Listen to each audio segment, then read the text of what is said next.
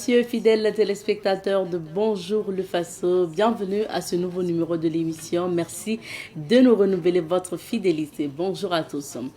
Il est le seul candidat à la Fédération burkinabé de football pour la présidence, bien sûr, de la FBF. Il a autour de lui une équipe et aujourd'hui, on reçoit un membre de l'équipe du candidat, du seul candidat d'ailleurs à la présidence de la FBF. Nous serons avec notamment Monsieur Sawadgo pour nous parler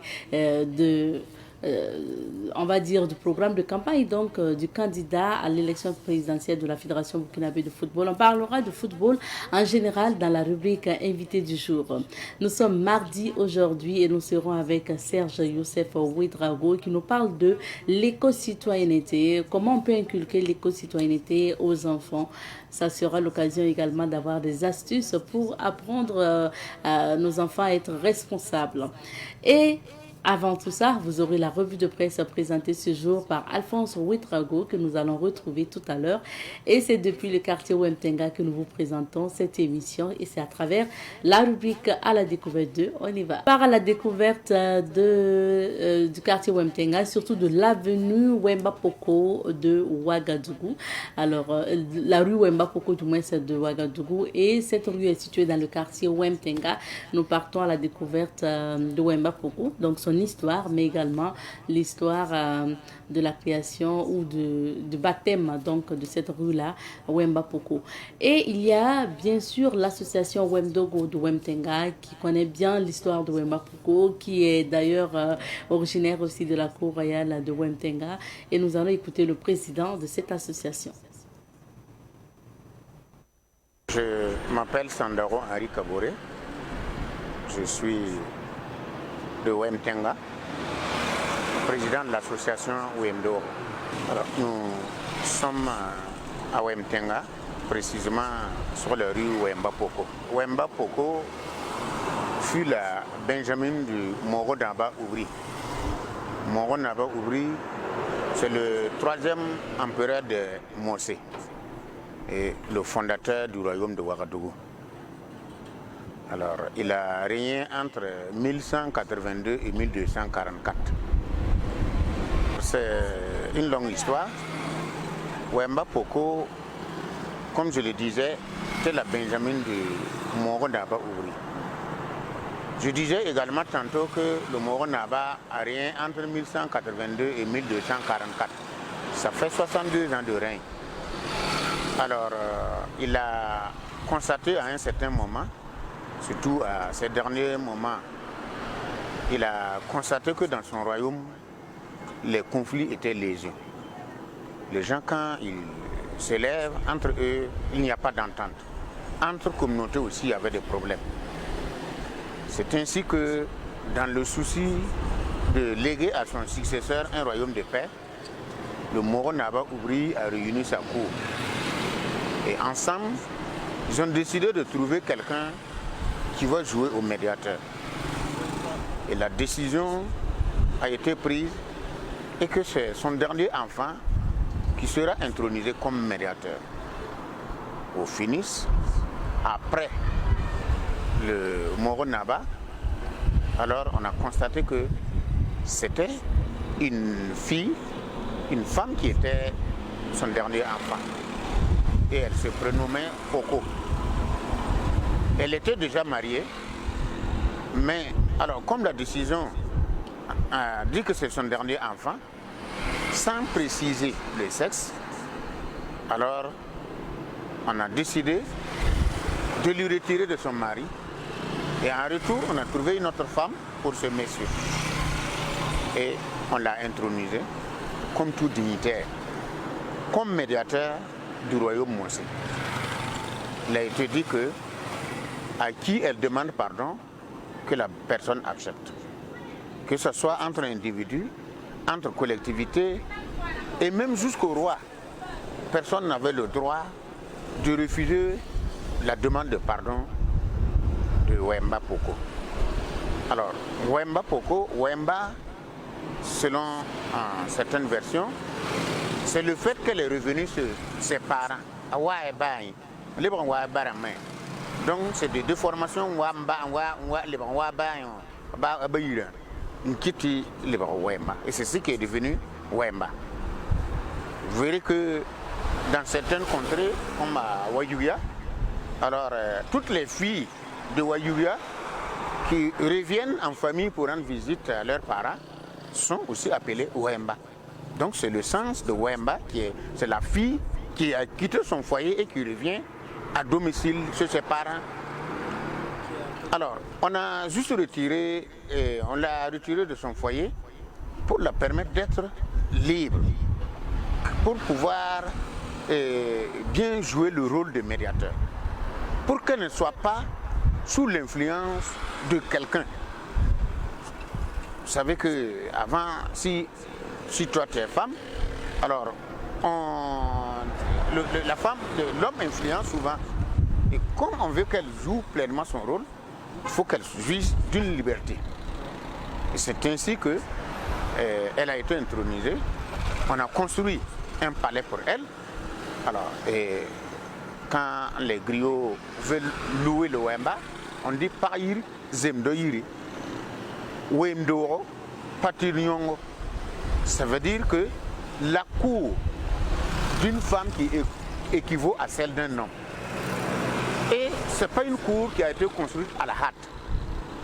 Donc ça a été construit un vrai palais aussi. Et à partir de ce jour, elle était chargée de faire la médiation dans tout le royaume aussi. Dans tout le royaume. Et jusqu'au roi. Et si jamais tu refuses la demande de pardon, c'était considéré comme un sacrilège. Alors, le roi pouvait envoyer les guerriers.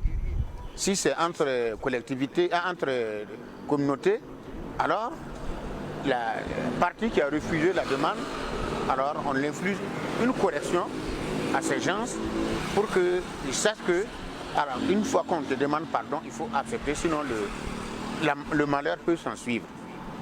Alors donc, c'est à partir de là, alors il y a eu des Wemba qui se sont succédés, aussi bien des hommes comme des femmes, qui ont tous été des Benjamins du Moro Naba.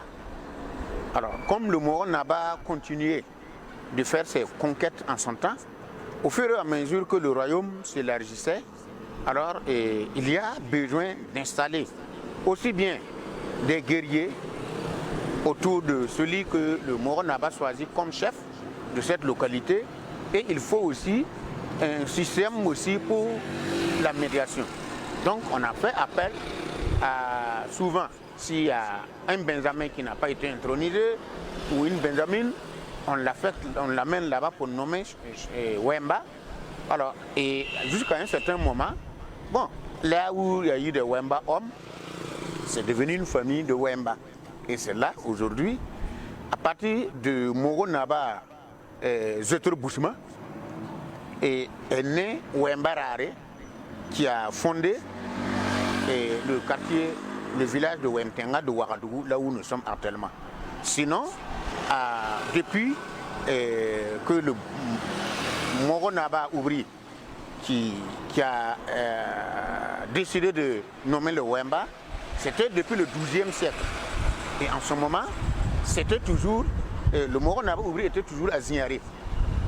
Et les premiers Wemba, la première à être nommée était basée à Goué, dans la commune rurale de Lumbila. Aujourd'hui, comme le Moro Naba est à Ouagadougou, alors c'est le Wemba de Wemtenga de Ouagadougou qui est chargé de la médiation auprès de lui. Nous sommes aujourd'hui avec Alphonse Ouedraogo qui va décortiquer l'actualité pour nous. Bonjour Alphonse. Bonjour Madame Nikema, bonjour à toutes et à tous. L'Express pour commencer. Oui, le quotidien Bobolais, l'Express du Faso affiche ce matin prix des condiments à Bobo du Lasso, la tomate et le poivron en baisse, l'oignon en hausse. Coup de gueule face à l'incivisme routier, sécuriser nos VADS, préconise donc le quotidien Bobolais. Dans sa rubrique Autant le dire, le journal écrit, les Burkinabés sont en mesure de développer leur pays. Ligue islamique du Faso, un mois pour lire le Coran et faire des doigts pour la paix. Bobocan, la croix et la bannière pour trouver un timbre fiscal. C'est un autre titre du journal. Campagne électorale FBF, le programme du candidat séduit à Bobo Dioulasso, nous apprend le journal. Le journal de tous les Burkinabés citoyens, lui, nous parle ce matin d'une interview donc du professeur Abdoulaye Diabaté, investigateur principal du projet Target Malaria Burkina Faso, qui est donc l'invité de la rédaction. Il déclare: nous devrions être en mesure d'éliminer le paludisme dans un futur plus ou moins proche. Nouvelle du front, l'armée anéantit une grande base terroriste à Nassougou. Écrit le journal. Campagne agricole 2024-2025 dans le Haut-Bassin. Nous aurons à manger au vu de ce qui est fait sur le terrain, rassure donc Éric Pascal Adanabou, directeur régional en charge de l'agriculture dans le Haut-Bassin. Dans sa rubrique Trait de plume, le journal écrit: Centrafrique, la paix, une nécessité. Le journal Aujourd'hui au Faso, lui, parle ce matin de la grande saison du tourisme interne 2024. Il nous informe que le gouvernement prend les devants au niveau donc de la cour royale de Tébéli, c'est-à-dire à la page 12 du journal. Variole du singe au Burkina Faso, les 2 cas suspects recensés se révèlent négatifs. Communiqué de l'intersyndical des magistrats, les Wahiyans en meeting le 22 août prochain devant le palais de justice. Nigeria-France, que vient chercher Bola Tinubu à Paris, s'interroge le journal. Convention des démocrates à Chicago, aux États-Unis. Kamala Harris, 70 jours pour battre Donald Trump. Le journal Le Quotidien, dans sa livraison de ce matin, on peut lire à la une: communiqué de l'intersyndicat des magistrats sur les réquisitions, les Wahiyans appellent à une marche-meeting devant le palais de justice de Ouagadougou. Sénégal, Amadou Baton Diaye déclare: si Diomaye Faye ne dissout pas l'Assemblée nationale, il lui sera difficile de mener les réformes qu'il veut. Football burkinabé, Toussaint Natama a définitivement rangé ses crampons. Arrondissement 6 de Ouagadougou, un réseau de présumés malfrats mis hors d'état de nuit. Le journal Le Pays de ce matin écrit: promotion du tourisme interne quand la cour royale de Tébéli ouvre ses portes à des membres du gouvernement. Gestion des conflits, la médiation comme mode alternatif, c'est-à-dire à la page 10. Mise en place de l'agence burkinabé de l'énergie atomique, un pas décisif vers l'implantation d'une centrale nucléaire, écrit le journal Le Pays. Sortie de l'intersyndicale des magistrats, la Coordination nationale des associations pour la vie citoyenne prévoit un meeting de protestation devant le palais de justice de Ouagadougou. Dans la rubrique Actu Foot, Actu Sport, le journal écrit: Mercato, quel avenir pour Issa Kabouré, c'est-à-dire à la page 13 du journal. Révélation, TGI de Banfoura, un conducteur condamné à 6 mois de prison pour homicide volontaire. Terminons avec le plus vieux quotidien privé, l'Observateur Palga, qui affiche ce matin: cour royale de Tébéli à la découverte de la ville aux 1000 couleurs. Centrale solaire de la Sonabel Koudougou, un bosquet de 775 arbres pour sécuriser le site. Dans la lucarne des anciennes gloires, on peut lire Jean-Baptiste Ilbodo dit Zagalo. Donc, c'est un témoignage à lire donc dans l'Observateur Palga à la page 13. Grand banditisme, un gang de présumés malfrats démasqués par la police, c'est-à-dire à la page 6. Attention à la variole du singe, nous alerte donc le journal qui poursuit en disant: et la terre tremble à nouveau. C'est la fin. Merci bien, Alphonse, pour ces titres. On débute la phase commentaire avec ton dernier titre notamment, en lien avec la variole du singe. Attention. Oui, attention, c'est donc l'alerte est donnée par la communauté internationale à travers donc l'OMS et un peu partout les gens essaient en tout cas de prendre des dispositions pour que pour pouvoir contrecarrer la maladie. Il faut noter que à travers donc une note venant donc du ministère en charge de la Santé, il a été indiqué qu'aujourd'hui, au niveau de l'Afrique de l'Ouest, on a pu détecter des cas de la variole dans au moins 5 pays au niveau donc de l'Afrique de l'Ouest. Et ce qui est recommandé déjà, c'est qu'il y ait vraiment une attention particulière au niveau donc des centres de santé, au niveau des entrées et des sorties, au niveau des frontières. Il faut que tous les acteurs de la santé se mettent donc à l'œuvre pour en tout cas contrecarrer cette maladie. Une maladie qui inquiète parce que vu sa manifestation, c'est une maladie éruptive qui se manifeste donc par des apparitions de boutons sur la peau et ça des boutons, des gonflements, ça donne la fièvre, des maux un peu partout. Ce qui fait que c'est une maladie à prendre très au sérieux et je pense que l'alerte devait donc être entendue.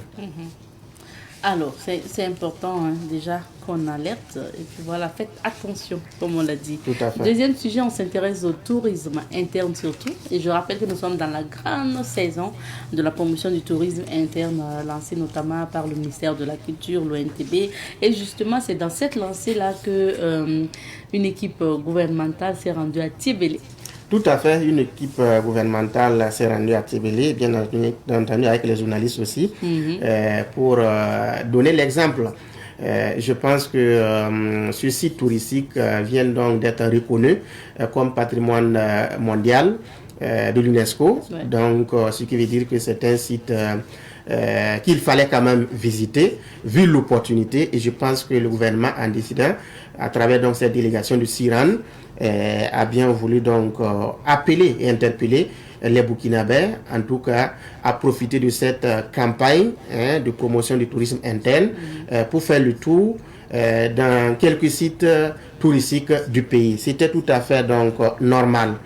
Ce qu'il faut relever, c'est que malheureusement, nous avons des sites touristiques inaccessibles. Oui. Ça, c'est un problème. En lisant donc les journaux, il a été dit que de Ouagadougou jusqu'à Pau, il n'y a pas de souci. Mais de Pau jusqu'à Tébélé, à quelques 25 km, mais c'est la croix et la bannière. La route, c'est des nids de poules, c'est difficile. Donc, ça n'encourage pas les Burkinabés à se rendre sur certains sites touristiques, vu donc cette difficulté-là. L'autre élément, c'est qu'on n'a pas aussi des commodités, ce qu'il faut autour donc des sites touristiques qui puissent vraiment encourager les gens à passer un séjour, en tout cas à visiter, à connaître au maximum les enjeux, ce qu'il y a donc au niveau des sites touristiques. Quand vous avez un site touristique du genre, par exemple, il va falloir donc que le gouvernement essaie vraiment de trouver qu'il y ait des logements à côté. Donc, c'est l'ONTB en principe qui doit vraiment se donner donc, s'adonner à cette tâche-là pour que partout où il y a des sites touristiques, où le besoin de visiter est manifeste, il faut en tout cas qu'il y ait un certain nombre, un minimum, voilà, pour encourager les visiteurs. Des gens peuvent passer une nuit, quelques jours, voilà, le temps donc, ça peut être des lieux aussi même de rencontres autour, et après on termine donc par la visite du site touristique. Donc je pense que tout cela sont des mécanismes à développer pour en tout cas la promotion de notre tourisme interne. Alphonse, je ne prends pas la défense de l'ONTB, l'Office national de tourisme burkinabé, mais j'ai reçu le directeur général de l'ONTB ici et il a dit effectivement, il a reconnu comme toi qu'il y a des difficultés pour accéder à certains sites au Burkina Faso. Il a d'ailleurs interpellé le ministère en charge des infrastructures et des transports pour justement les aider aussi à dégager les voies pour que les Burkinabés partent au site.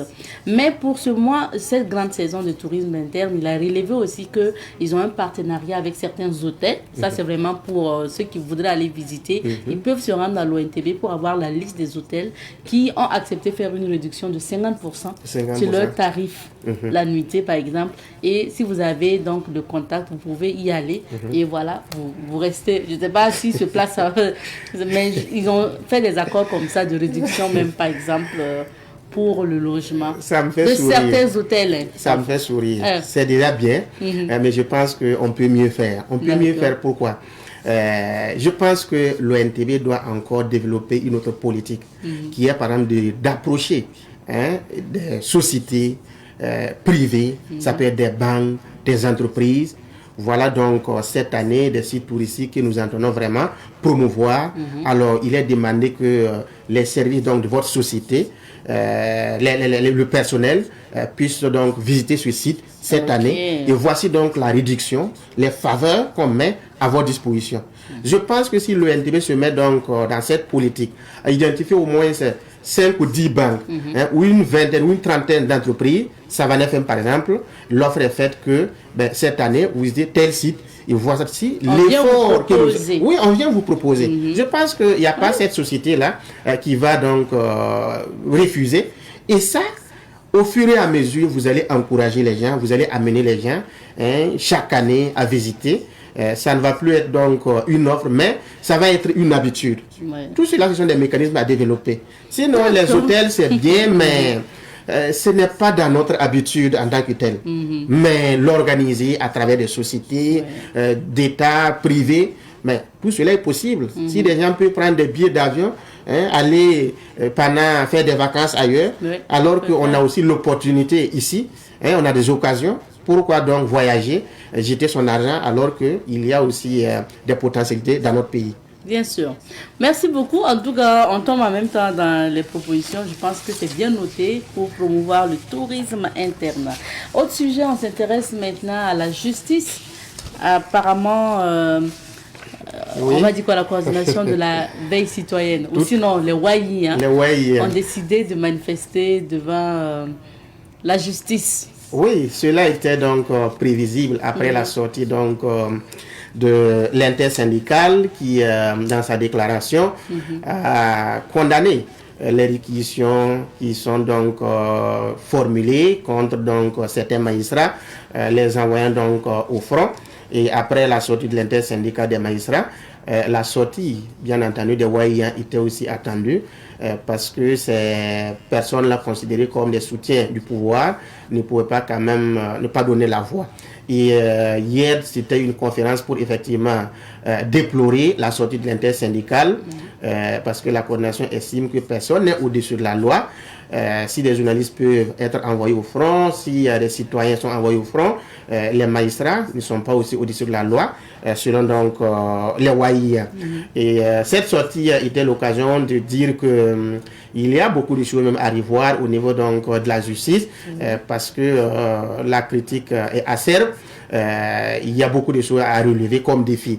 Et à l'occasion, les WAI ont donc appelé à manifester le 22 août devant donc, le palais de la justice de Ouagadougou pour en tout cas dire que les WAI ne sont pas contents de cette posture de l'intersyndicale. Ils ne sont pas contents que des gens soient réquisitionnés et que des citoyens estiment que ce n'est pas normal, d'autant plus que les réquisitions sont faites et ça concerne tout le monde. Bon, est-ce qu'il faut, selon toi, procéder à une réforme de la justice encore? Je pense que ce besoin est manifeste aujourd'hui parce que de plus en plus on entend des voix dire qu'il faut vraiment qu'on procède à une réforme de notre justice parce que la justice actuelle ne répond pas aux besoins des populations. C'est des critiques qui viennent de partout et je pense que plus les gens parlent de quelque chose, plus le besoin de changer est aussi légitime. De ce fait-là, je pense que, comme en 2015, il est peut-être, et je pense que ça fait partie de l'agenda même du chef de l'État, de changer un certain nombre de choses, pas seulement au niveau de la justice, mais dans beaucoup d'autres sociétés, dans beaucoup d'autres structures donc, du pays. Et pour cela, je pense que le besoin de procéder encore à une autre réforme est nécessaire. Parce que, comme en 2015, avec le pacte national sur le renouveau de la justice, les gens ont travaillé et on est arrivé donc à voir ce qu'on a aujourd'hui comme alternative, en tout cas pour améliorer le fonctionnement de notre système judiciaire. Mais quelques années après, comme les gens estiment que la justice est toujours, c'est toujours le statu quo, qu'est-ce qu'il faut faire? Je pense en ce moment qu'on peut procéder encore à une autre réforme pas au niveau de ces structures, par exemple au niveau du Conseil supérieur de la magistrature, pas seulement à ce niveau, mais au niveau même du fonctionnement. Au niveau du fonctionnement, parce qu'il y a des textes certainement à revoir. Je vais prendre un exemple. Il y a beaucoup de prisonniers aujourd'hui et qui sont en détention, qui attendent d'être jugés, et ça prend du temps. Vous savez qu'en droit, la détention, c'est l'exception, sinon le principe, c'est la liberté, jusqu'à temps donc le jour du jugement. Alors, et s'il arrive que des gens sont détenus pendant longtemps, sans jugement, ils sont nombreux aujourd'hui, et des gens même sont par moment, le certificat de leur mise en liberté est délivré et signé, mais tu peux rester en détention encore pendant des années, parce qu'on oublie même que tu es toujours en prison. Il est arrivé à un monsieur, un jeune qui a fait pratiquement plus de 5 ans en détention à la Mako, mais après il s'est attaché des services d'un avocat et il s'est rendu compte que l'intéressé a été libéré il y a 3 ans. Donc un jeune dans sa vie active, si on enlève 5 ans, ben, imaginez ce que ça fait comme tort, ce que ça cause comme tort à ce monsieur. Ça, c'est un exemple. C'est pour dire qu'ils sont nombreux qui sont dans ces cas aujourd'hui. Et je pense que détenir même des gens pendant longtemps, des bras valides, c'est selon vraiment les infractions. Si c'est la personne a tué, si la personne a commis des crimes, beaucoup d'autres choses, ça on peut comprendre. Mais il y a quand même ces infractions-là, des gens qui sont détenus pour cela, qui méritent quand même qu'on revoie leur cas, la façon de faire. Donc, compte tenu du fait que le jugement prend tout le temps, alors que ce temps n'est pas le temps des populations, je pense qu'en ce moment, il y a nécessité à revoir. Peut-être qu'on peut encore développer l'idée d'amener des prisonniers à travailler, comme ce qui se passe à Baporo avec les prisonniers qui ont des champs. Je pense qu'on peut encore développer d'autres initiatives pour améliorer notre système judiciaire. Alors, est-ce qu'aujourd'hui aussi, le personnel de la justice n'est pas acculé? Parce qu'en plus de dire que la justice est pourrie, corrompue, aujourd'hui... Bon, certains juges ou certains pensent que quand même on met trop de pression à la justice et tout. Oui, il arrive qu'on fait un faux procès au juge, tout en sachant qu'il travaille en se fondant sur des textes. C'est pour cela que je pense qu'il faut améliorer au niveau des textes. On peut changer un certain nombre de choses. Voilà. Il n'y a pas ce texte-là qu'on peut dire que ça doit rester comme tel. On peut améliorer en fonction donc du moment, en fonction donc du besoin. Et tant que cela n'est pas fait, mais les juges vont continuer de travailler comme ce que nous voyons. Tous les jours, il y a des audiences qui se tiennent, tout est programmé. Donc, tout est question donc d'agenda. Et ils ne peuvent pas travailler au-delà de ce qu'ils font aujourd'hui, si en tout cas, il n'y a pas un changement. Voilà. Pour qu'un procès se tienne, le prévenu est là, des avocats sont là. Avec un seul prévenu, on peut faire toute une journée. Et s'ils sont une centaine, 200, c'est beaucoup. Donc ça prend tout le temps. Quand vous prenez par exemple le dossier Ousmane Guiro, l'ancien de la douane, bientôt 10 ans, on est là-dessus. On n'a pas encore donc vidé ce dossier. Mais comprenez que le temps de la justice n'est pas vraiment le temps des populations, des citoyens lambda. On pense que ça prend du temps. Un dossier ouvert depuis 2015 et ça prend tout ce temps-là. Je pense que ce n'est pas bien.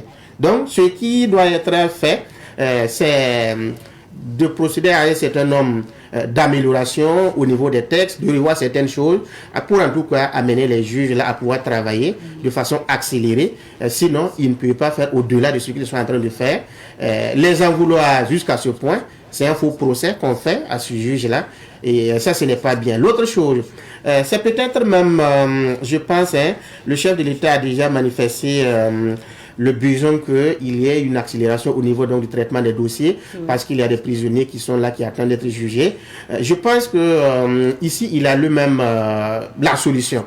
Est-ce que, compte tenu du fait que nous sommes dans un contexte particulier, il faut faire comme le président Thomas Sankara l'a fait, les TPR, faire en sorte que, même si ça ne va pas être exactement ça, mais que ça soit vraiment une occasion où des audiences vont se tenir dans un endroit bien donné. Ça peut être au Palais des Sports de Ouaga 2000 ou à la Maison du Peuple, ou en tout cas beaucoup de dossiers qui attendent d'être jugés et ça prend du temps. On fait vraiment un procès marathon pendant au moins 2-3 mois. Cela est possible avec des équipes de juges bien constitués et on va aller de façon accélérée à pouvoir vider un certain nombre de dossiers. Parce que tant que vous n'allez pas faire une amélioration au niveau donc, de la justice, c'est difficile de pouvoir engranger des acquis tels que vous le voulez. C'est difficile. C'est pour cela que je pense que procéder à une réforme, bien entendu avec tous les acteurs, avec bien entendu l'accompagnement des forces de la nation, est nécessaire et ça va donc nous soulager tous. Merci, Merci Alphonse. Bien. À présent, nous allons découvrir les couleurs du temps de quelques villes d'affaires et c'est dans la météo. Aujourd'hui, nous recevons pour vous Monsieur Boukari Sawadogo. Il est ancien président du conseil d'administration de l'UFO, l'étoile filante de Ouagadougou, et il est membre aujourd'hui de l'équipe de campagne du seul candidat à l'élection présidentielle, à la présidence du moins de la Fédération burkinabé de football. Monsieur Sawadogo, bonjour. Bonjour à vous. Bienvenue, c'est notre plateau. Merci. On parle sport avec vous. Oui. Alors, on sait que le week-end n'a pas été du tout repos pour vous et votre candidat, donc à l'élection à la présidence de la FBF. On va parler de tout ça avant, mais disons un mot quand même sur l'EFO. Même si aujourd'hui vous n'êtes plus membre du conseil d'administration, je rappelle que vous êtes ancien président du conseil d'administration de l'étoile filante de Ouagadougou, qui cette année s'en est sorti 2e au niveau du championnat national. Satisfait ou pas du tout? 2e, je dis pas 2e, parce que nous avons été 6e. 6e, ok, voilà. Ok.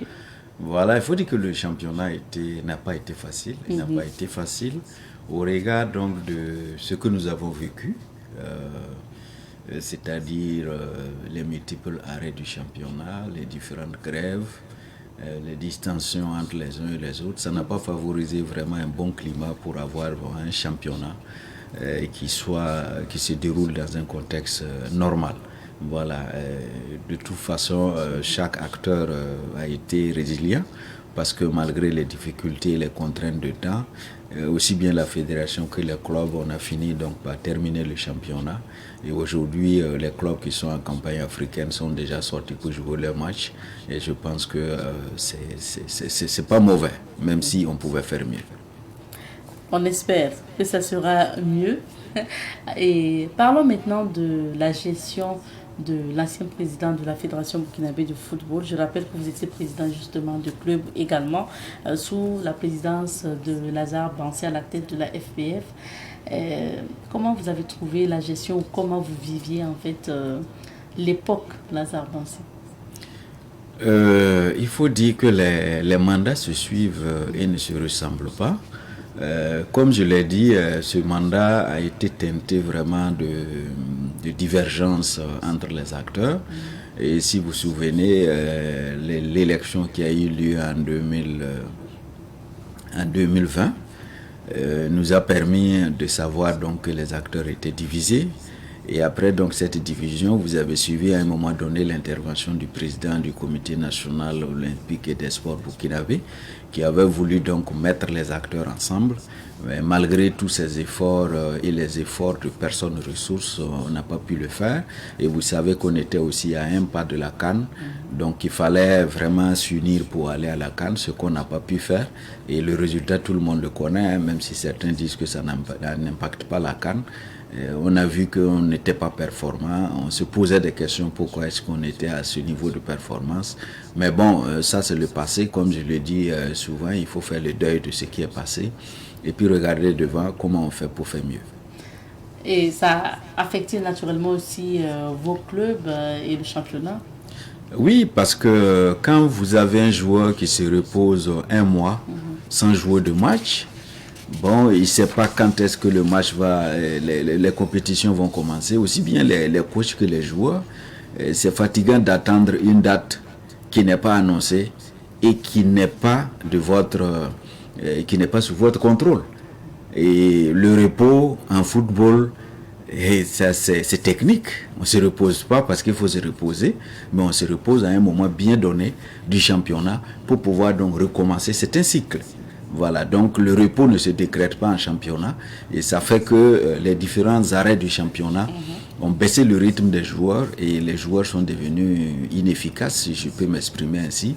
Et ce qui n'a pas permis d'avoir de beaux jeux pour les derniers matchs, les 4-5 dernières journées, ça n'a pas été du tout intéressant. Alors, Monsieur Sawadgo, parlons maintenant de l'avenir parce que dans quelques semaines, pratiquement, d'ici là, on va assister à l'élection au niveau de la présidence de la Fédération burkinabé de football. Il y a un seul et unique candidat en lice pour cette élection-là. Il s'agit donc du candidat Oumarou Sawadgo que vous soutenez. Pourquoi déjà vous avez décidé de vous rallier, de soutenir ce candidat? Alors, il faut dire que le soutien du candidat, il y a plusieurs motifs.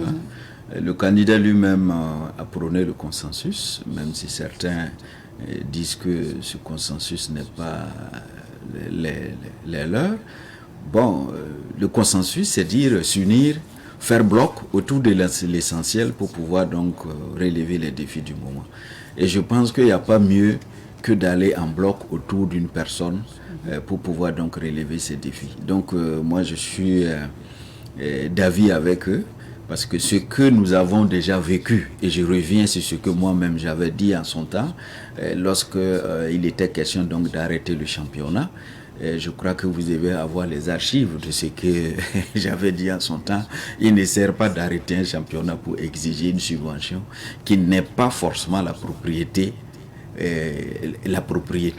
des clubs. C'est vrai que la ressource est destinée au club, mais la ressource appartient d'abord au donateur, qui est l'État. Et donc, c'est à nous d'aller vers l'État pour négocier, pour échanger et trouver des formules. Le bras de fer entre quelqu'un qui donne et quelqu'un qui reçoit, vous savez qu'il n'y a pas de demi-mesure. Si c'est une dette, oui, mais quand on vous donne, il faut savoir raison garder, pouvoir donc être collégial, comme on l'a dit dans le programme, dans la sollicitation des accompagnements. Alors, un candidat qui parle de consensus, alors que déjà même au départ pour les candidatures, il y a 2 candidatures qui ont été écartées. Bon, sinon plus, mais en tout cas, on se rappelle bien de Jonathan Pitroapa, de M. Aleguissou, qui ont été écartés. Donc, le colonel-major Sawadgo devient le seul candidat en liste. Est-ce qu'on peut parler de consensus s'il y a des gens qui ont été écartés? Bon, il faut dire que le consensus, ce n'est pas forcément le fait que des candidats soient recalés qu'on ne peut pas parler de consensus. Le consensus veut dire la majorité. Le consentement de la majorité pour mener une action. La minorité ne compte pas dans ce cas? La minorité compte. Dans l'action, la minorité est prise en compte. Mais le consensus tel que nous le vivons aujourd'hui, c'est la majorité qui s'unit pour aller dans une action de construction. Cela ne veut pas dire qu'il faut écarter ceux qui ne sont pas d'accord. Il faut pas prendre en compte le point de vue de ceux qui ne sont pas d'accord. Bien sûr, ils sont pris en compte. Dans l'action, aucun acteur n'est exclu. Dans le programme, on a prôné l'inclusion. Le candidat parle toujours d'ensemble, ensemble, unissons-nous. Donc je pense que ce n'est pas le fait même d'être président ou d'être candidat validé qui fait qu'on ne peut pas aller à un consensus, sauf s'il y a problème. Et comme vous le dites, vous avez utilisé le mot écarté. Personne n'a écarté un candidat. Personne n'a écarté un candidat. Peut-être que les dossiers des candidats ont prêté le flanc pour qu'ils soient écartés. Et parce que là, il y a des arguments qui font... C'est quand même des détails faits pour... Oui, mais vous vous souvenez que pour une pièce d'identité qui n'était pas valide, il y avait une candidature qui était écartée en son temps. Je crois bien. Une carte d'identité non valide. Alors, est-ce que vous pouvez... une carte d'identité non valide, on peut dire, bon, écoutez, envoyez-nous votre carte d'identité valide. Ça a été écarté, c'est des questions juridiques. C'est des questions de conditions à remplir. Et comme je l'ai dit, si on vous dit de passer un concours avec le BPC, si vous introduisez dans votre dossier le CP, vous êtes éliminé. Ça veut dire que c'est pas sérieux. Alors, donc ça, ce sont des éléments factuels qui montrent que ce sont les dossiers ou la composition des personnes qui ont été à l'origine, soit de l'élimination ou du fait que certains candidats soient recalés. Mais le mot écarté, je ne pense pas qu'il n'y a pas une volonté d'écarter une personne. Moi-même qui suis là, j'aurais pu faire acte de candidature.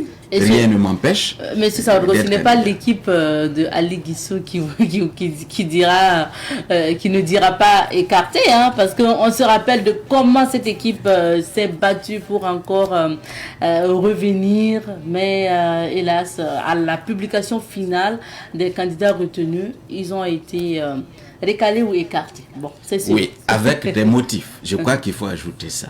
Parce que les décisions qui disent que les candidatures ne sont pas à valider, il y a des motifs. Je crois que on gagnerait à communiquer sur les vrais motifs qui ont fait que ces candidatures n'ont pas été validées au lieu d'écarter. Parce que quand on dit écarter, c'est comme si volontairement on a dit un tel là, il faut l'éliminer, etc., etc. Ce n'est pas le cas.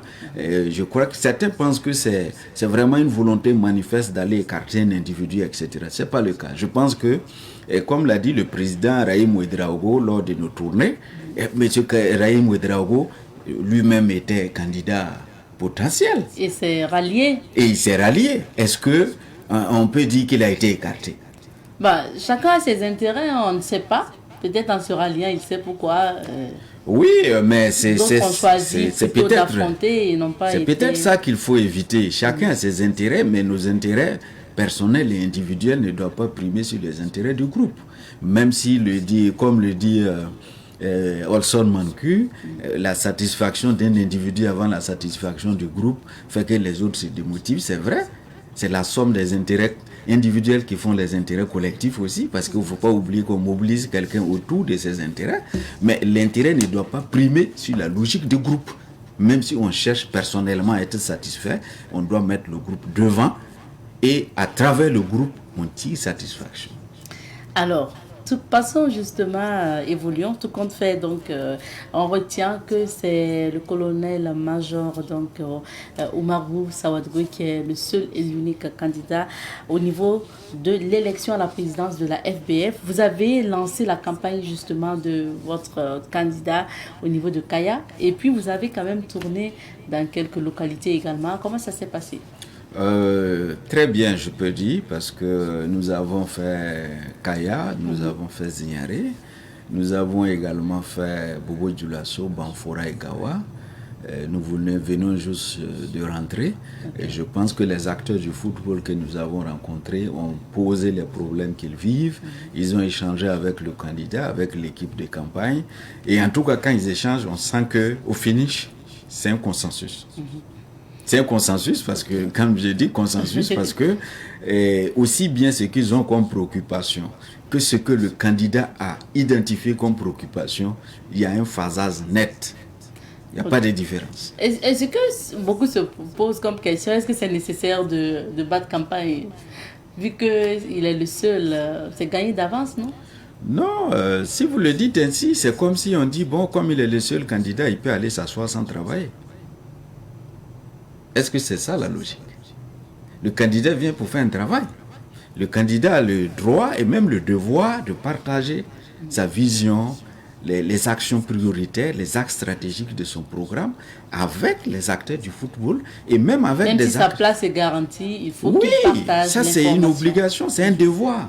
Il doit rendre compte aussi. C'est pas parce que il est le seul candidat qu'il ne doit pas rendre compte.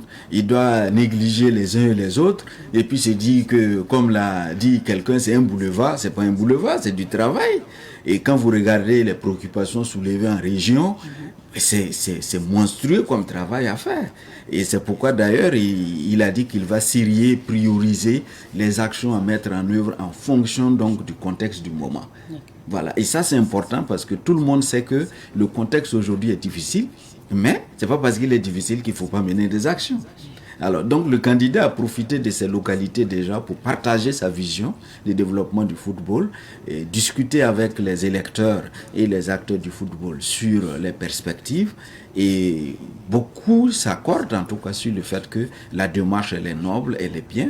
Et au-delà même des acteurs du football actifs sur le terrain, il y a des acteurs qui sont à domicile. Et vous savez qu'il y a des acteurs qui ont beaucoup fait pour le football. Le candidat, lors de son passage dans chaque localité, a tenu à visiter des monuments de football. Et ça, il faut le faire. Et en 3-4 jours, visiter les acteurs, échanger avec les acteurs, visiter les personnes ressources, visiter les autorités et coutumières pour partager la vision et demander à ce qu'eux aussi apportent quelque chose pour qu'ensemble on parte vers des actions qui unissent le monde du football. Alors, parlons maintenant du contenu du programme. Revenons sur tous les grands points. Qu'est-ce qu'il propose le candidat Oumarou Savadougou? Avant donc de proposer les axes, le candidat Oumarou Savadougou a mis une équipe en place, y compris lui-même, qui a travaillé à faire le diagnostic du football et fixer le cap de la nouvelle orientation. Et c'est à partir de ce diagnostic qu'il a été indiqué qu'il faut donc à l'horizon 2028 avoir donc un écosystème d'acteurs unis au service d'un football émergent. Voilà, ça c'est la vision du candidat. Et c'est à partir de cette vision, nous avons dessiné 4 axes stratégiques. Le premier axe, c'est améliorer la gouvernance du football. Le deuxième axe, c'est renforcer les compétences des acteurs et promouvoir le football. Le troisième axe, c'est renforcer les équipements et entretenir les mêmes équipements de football. Et le quatrième axe, c'est mobiliser les ressources et optimiser les gestions. Parce qu'aujourd'hui, on sait qu'il y a beaucoup de besoins. Donc, il faut mobiliser les ressources, mais optimiser les gestions. Parce que, comme on le dit, une ressource, c'est ce qui paraît rare. Mais est-ce qu'il y a des priorités dès qu'il arrivera à la tête de la FBF d'ici là? Est-ce qu'il y a des priorités quand même que vous êtes fixées ou élaborées? Oui, il y a des priorités. Il y a déjà des priorités parce que vous savez que le championnat doit démarrer. Le championnat doit démarrer et le candidat, pour vous dire par anticipation, travaille aussi avec les personnes ressources sur comment démarrer ce championnat-là pour ne pas accuser du retard. Vous voyez que quand je dis que c'est déjà acquis, là, c'est... Non, mais acquis, ce n'est pas parce qu'il est candidat qu'il fait ça. Moi-même qui suis là, je ne suis pas candidat, mais j'ai des clubs déjà préparés. J'aide mon club aussi à préparer le début du championnat. C'est une question de responsabilité, ce n'est pas une question de déjà acquis. On peut le faire et puis ne pas avoir, même s'il y avait des candidats, il allait le faire. Ce n'est pas parce qu'il n'y a pas de candidat qu'il ne faut pas réfléchir à si jamais je suis élu, comment je démarre le championnat. Il ne faut pas attendre qu'on dise, bon écoute, vous êtes élu, maintenant vous commencez à réfléchir sur les actions urgentes et prioritaires. En la matière, ce qui est urgent, il y a ce qui est prioritaire, il y a ce qu'on peut faire à moyen et long terme. Et donc ce qui est urgent, c'est que si le candidat est élu, il faut démarrer le championnat. Il y a des matchs, des étalons en perspective, mais c'est pourquoi je dis à un électeur ou c'est un acteur du football non, je crois que c'était un journaliste qui disait que est-ce que c'est pas un boulevard, c'est un boulevard de travail. Un boulevard de travail. Voilà. Et vous avez mentionné les étalons tout à l'heure. En tout cas, pour celui qui arrivera à la tête de la FBF, les Burkinabés l'attendent beaucoup pour relancer cette équipe nationale des seniors-là. Alors, est-ce que vous y pensez, vous travaillez déjà, vous avez une politique pour encore relancer le football burkinabé, surtout pour les étalons, enfin, pour qu'on puisse avoir, pourquoi pas la première CAN? Oui, je crois que le programme du candidat accorde une bonne place à la dynamisation des équipes nationales, des clubs, des ligues et des districts. Et c'est ça qui va conduire. C'est ça qui va être la boussole pour vraiment doper aussi l'équipe nationale. Aujourd'hui, vous avez notre équipe qui n'est pas ridicule. Je pense qu'il ne faut pas aussi s'alarmer, même si les attentes des populations aujourd'hui, c'est l'étoile. Je vais peut-être revenir sur ce qu'un des chefs coutumiers a dit. Il a dit, nous avons occupé toutes les places. Nous avons occupé toutes les places. Je ne reviens pas sur les places qui sont vraiment derrière.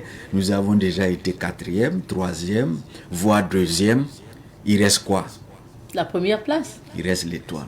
L'étoile. Je crois que ça a marqué tout le monde. C'est un chef coutumier qui nous l'a dit. Qui manque l'étoile. Et quand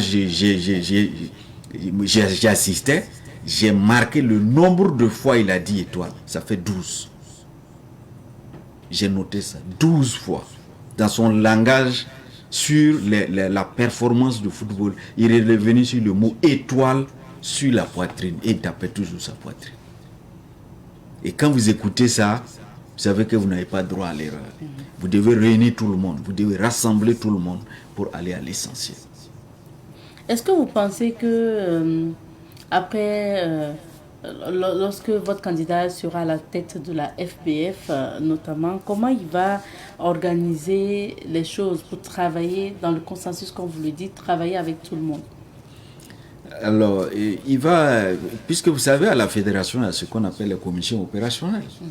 Voilà, il y a l'équipe fédérale, il y a les commissions opérationnelles, institutionnelles, statutaires qui sont là, mais le candidat peut, avec son équipe aussi, créer des comités en fonction des thématiques d'intérêt ou de tâches spécifiques à conduire. Il peut créer des comités et mettre des personnes de ressources pour conduire les travaux. C'est pourquoi je dis, ce n'est pas le fait qu'un candidat ne soit pas validé qui va l'empêcher à apporter sa contribution.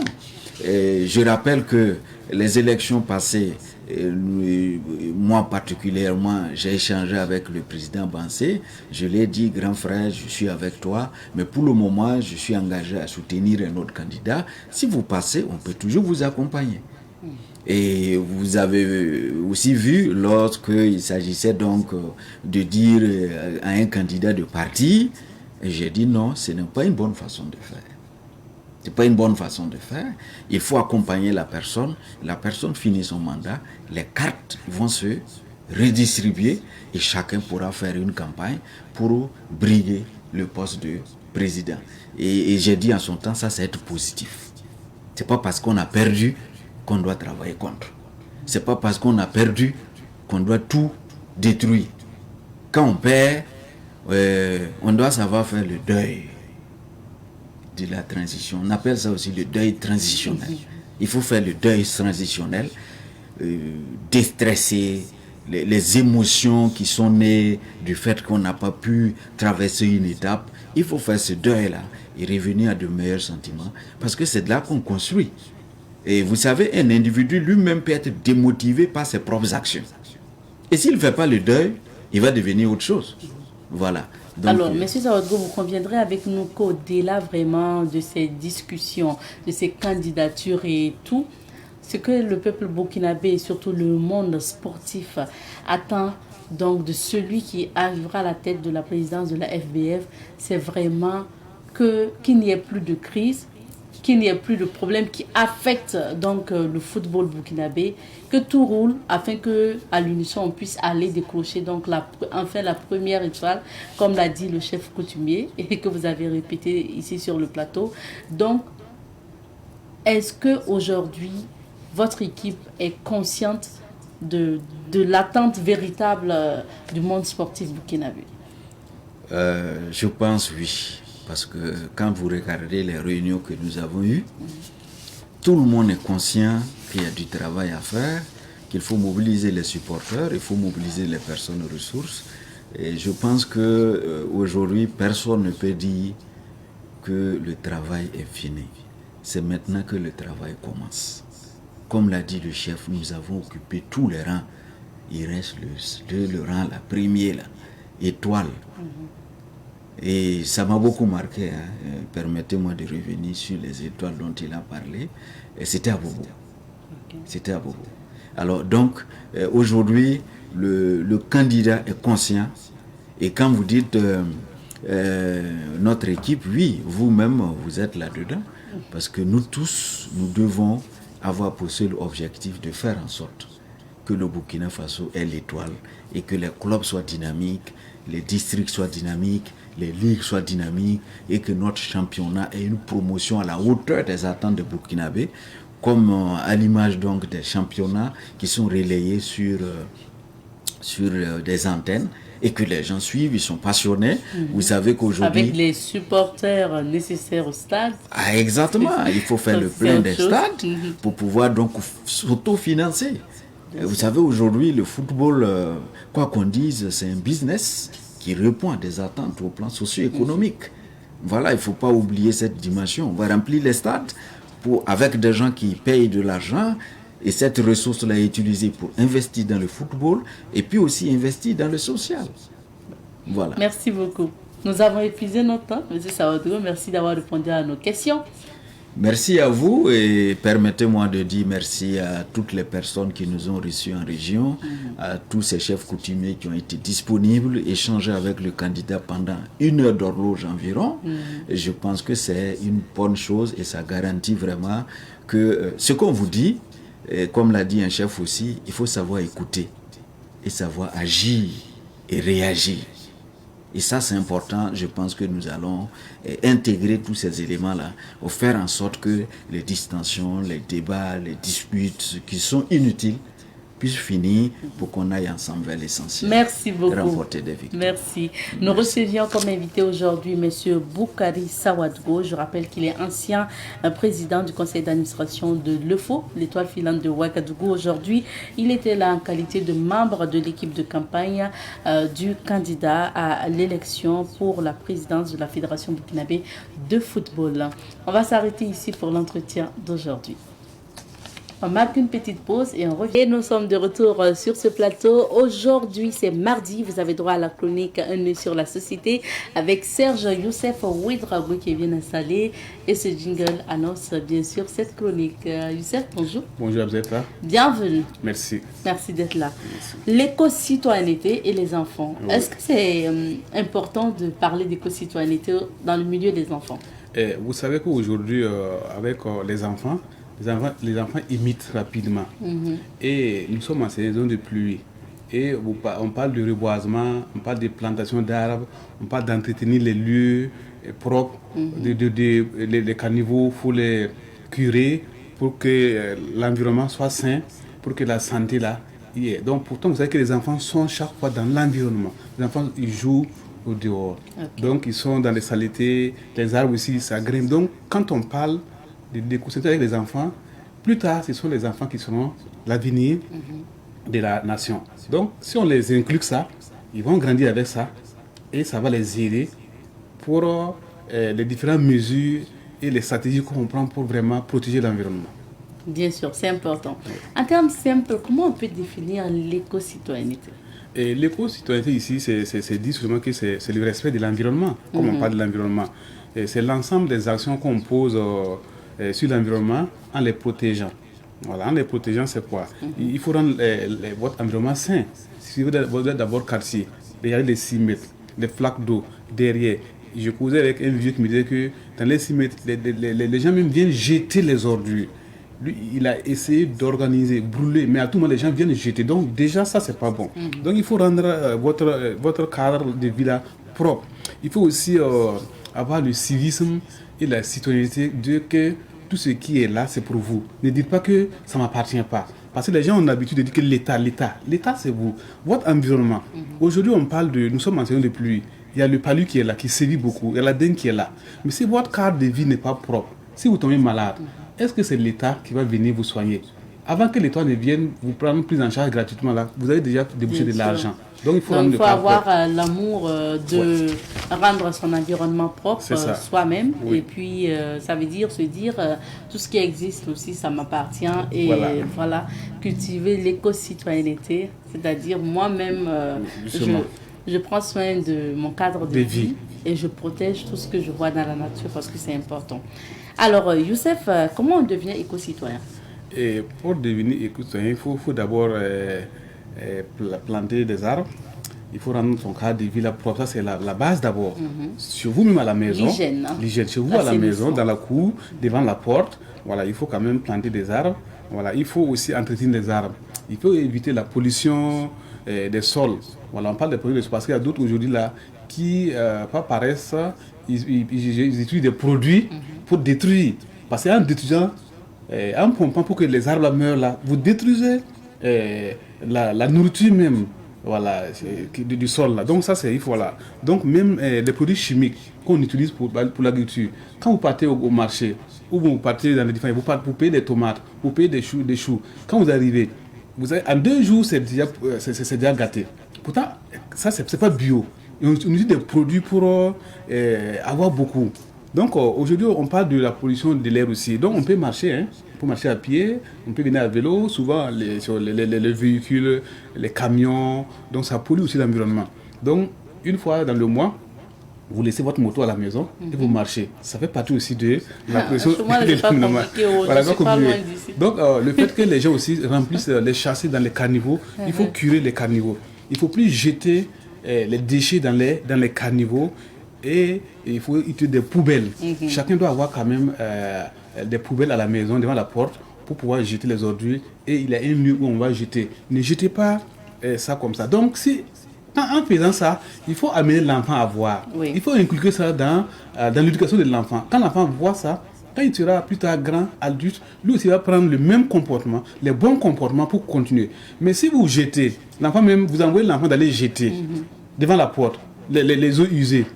Donc l'enfant ne fait que copier ce que les parents font. Quand l'enfant sera grand, il ne va pas chercher à faire quelque chose. Voilà, il faut que la diversion des animaux, que les gens, surtout dans les grandes villes là, il faut éviter ça.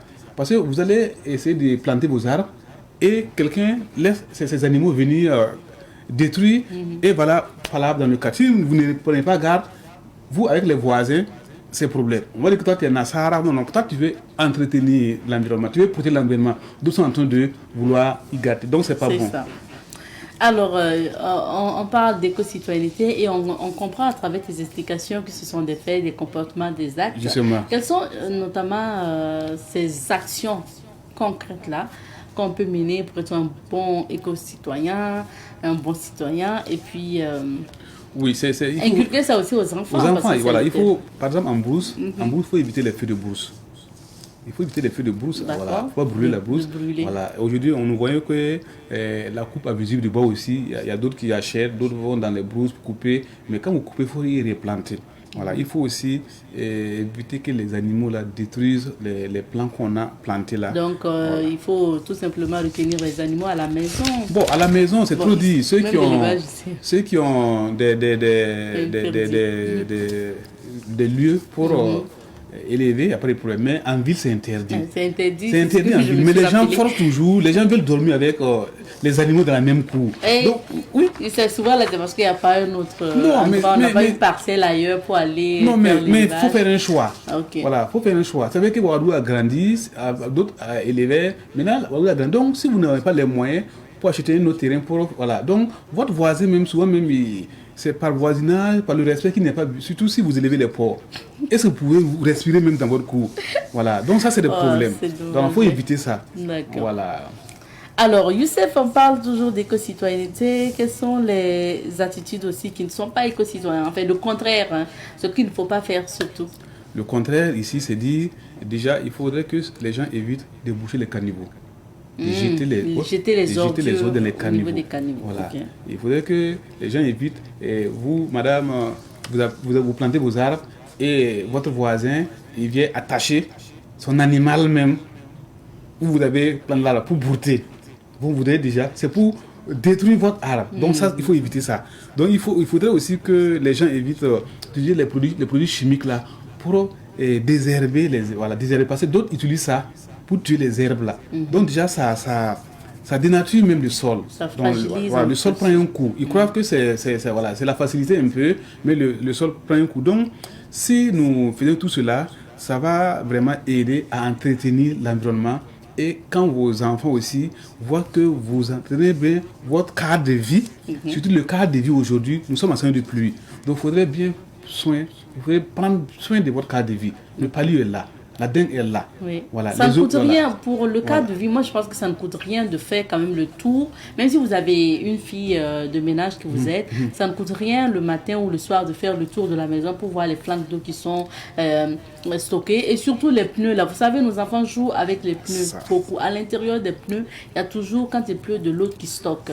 Faites attention, videz les pneus, allez-y, mettre ça quelque part, accrocher quelque part où l'eau ne va pas rentrer, ou sinon dégagez-les tout simplement. Et puis, il y a toujours des plats, des anciens plats déposés dans les maisons avec de l'eau qui stagne. Il faut carrément jeter, tout simplement. Même les herbes, hein, il y a déjà, même quand tu vas dans les coups, on dit que c'est la forêt. Eh, Youssef, ça c'est pas en ville. C'est pas un peu vers chez toi là. En tout cas, fait en ville aussi, hein, non, mais c'est pas le nouveau quartier là. J'ai fait une découverte, mais j'étais découragé. Quelqu'un qui vous donne sa cour, vous logez gratuitement. Vous n'êtes même pas capable de rendre votre cadre de vie propre. C'est où vous dormez souvent, la devanture seulement que vous nettoyez. Le reste là, on dirait que c'est la forêt. Oh, je dis ça, c'est grave. Dans ça, dans les moustiques en plus. Mais c'est pas vous seulement, et les voisins. Parce que les voisins aussi vont prendre un coup. D'accord, donc il faut enlever les herbes dans la cour, assainir également. Mais il y a un autre acte aussi éco-citoyen que tu as cité, c'est de planter les arbres. On est vraiment dans la période des reboisements, organiser ça et là par les structures et à titre individuel. Nous, par exemple, en famille, on est allé planter dans notre future parcelle. Parcelle, ça c'est bon. Alors, Youssef, par exemple, pour le cas comme ça, on plante, mais souvent, ça ne tient pas. Qu'est-ce qu'il faut faire aussi pour pouvoir mieux entretenir les arbres? Oui, ça c'est vrai. L'entretien des arbres, là, ici, il ne faudrait pas planter parce qu'il faut planter. Voilà. Si vous plantez, il faut entretenir. Voilà. Vous savez qu'il y a des gens même qui paient des briques pour clôturer les arbres, d'autres paient des grillages. Voilà. Tout ça, c'est pour protéger les plants là, contre la divagation des animaux. Voilà. Donc, si vous faites comme ça, ça va marcher. Il y a aussi des entreprises ou des sociétés qui ont des bosquets. Là, il n'y a pas de problème. C'est clôturé, il n'y a pas de problème. Où c'est pas clôturé, là, il faudrait que ceux qui y plantent, les associations ou même l'État même, essaient de voir comment la stratégie. Il ne faudrait pas venir dire qu'on a planté 1000 arbres et dans une année, vous partez, il n'y a même pas 20 arbres. Donc, il faut planter, mais il faut entretenir. Vous pouvez chercher des gens. Voilà, pour entretenir. Si c'est les bosquets, c'est plus facile. Mais individuellement aussi, là, vous payez des grillages. Mais l'État aussi, qui plante aussi, il faut avoir des techniques. Ils ont des services là qui peuvent chaque fois faire des visites sur le terrain pour voir est-ce que les arbres, on les arrose. Voilà, après la saison, il faut arroser aussi les arbres. Vous ne pouvez pas planter. Et puis voilà, après la saison, il faut au moins, même c'est 2 fois dans la semaine, arroser les arbres là pour pouvoir entretenir. Alors, notre temps est terminé. Rapidement pour ce qui concerne la ville maintenant, parce que tu as dit qu'il faut assainir le cadre familial devant la cour. Mais pour la ville... Et pour la ville, il faut planter des fleurs. Il faut embellir la ville. Voilà, je voyais que la semaine passée à Boué-Guilasso, le maire, avec la contribution des acteurs, ils se sont organisés sur le boulevard là, voilà, pour planter vraiment des fleurs pour embellir. Je voyais qu'il y a un entrepreneur qui a pris tout un lot là, il a déjà fait des gazons, c'est joli. Donc même ici aussi à Ouagadougou, il ne faut pas attendre que l'État, voilà, nous pouvons faire, qu'est-ce que nous pouvons faire avant que l'État ne vienne. Voilà. Dans les quartiers aussi, qu'est-ce que nous pouvons faire avant que l'État vienne? Il ne faudra pas attendre l'État. C'est nous-mêmes l'État. Mais les gens croient que l'État, là, quand on dit l'État, c'est le gouvernement. Non, nous faisons partie. C'est nous qui, voilà, ils nous représentent là-bas. Donc si nous faisons quelque chose, la communauté s'organise et l'État vient en appui. Bien sûr. Merci Youssef. Merci à vous. Mardi prochain. Si Dieu le veut. Inch'Allah, Dieu le voudra.